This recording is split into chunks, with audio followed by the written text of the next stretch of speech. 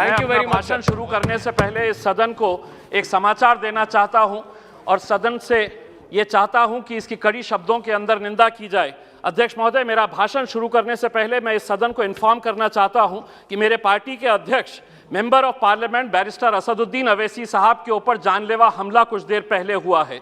उनके ऊपर मीरठ से जब वो प्रचार करके वापस आ रहे थे तो दो बंदूकधारियों ने उनकी गाड़ी के ऊपर हमला किया, गोलियां चलाई, लेकिन उनकी जान बच गई।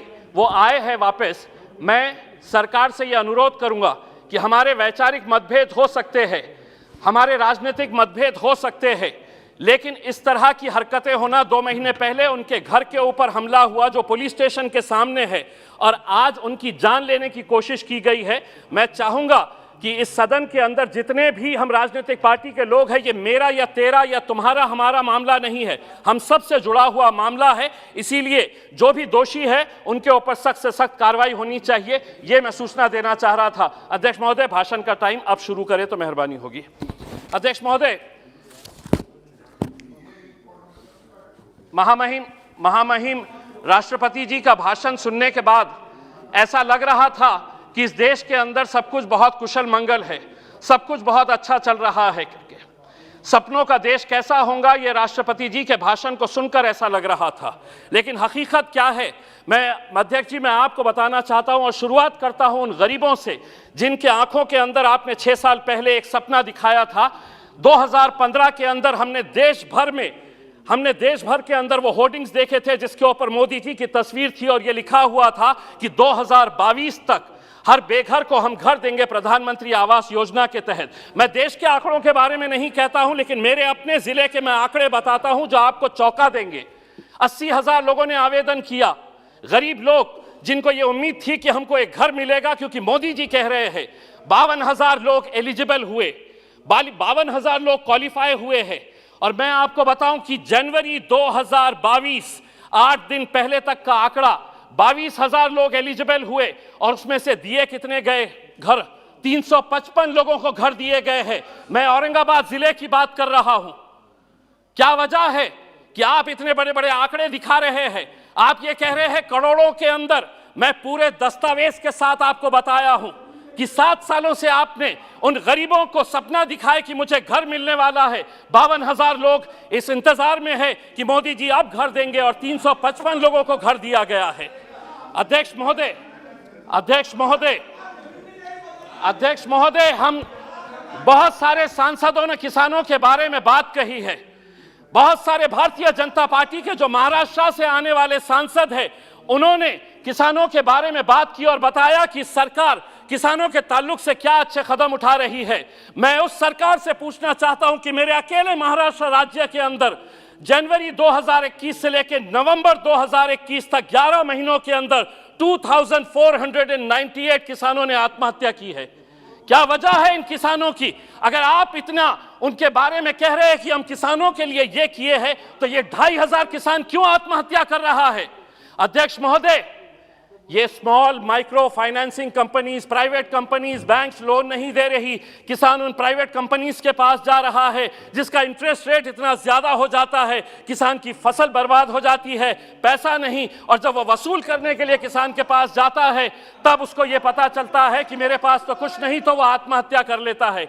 आज देश भर के अंदर डुप्लीकेट फर्टिलाइजर्स, पेस्टिसाइड्स का एक धड़ल्ले से कारोबार चल रहा है, उसके ऊपर रोक लगाने की जरूरत है। सुनिए आप, मैं हकीकत बता रहा हूं, आपको आईना दिखा रहा हूं।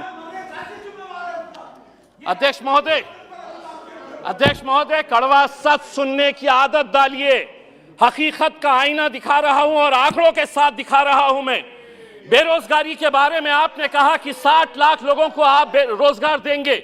अध्यक्ष महोदय, जो इस देश की centre for monitoring Indian economy है, उसने कहा है कि इस देश के अंदर अभी दिसंबर का आंकड़ा उसने बताया है कि 53 मिलियन लोग बेरोजगार है। यहां पर आप 60 लाख कहां से देंगे? आप लोग 60 लाख बताइएगा किस कंपनी के अंदर देने वाले? अध्यक्ष महोदय, 2 मिनट का वक्त तो आपको देना।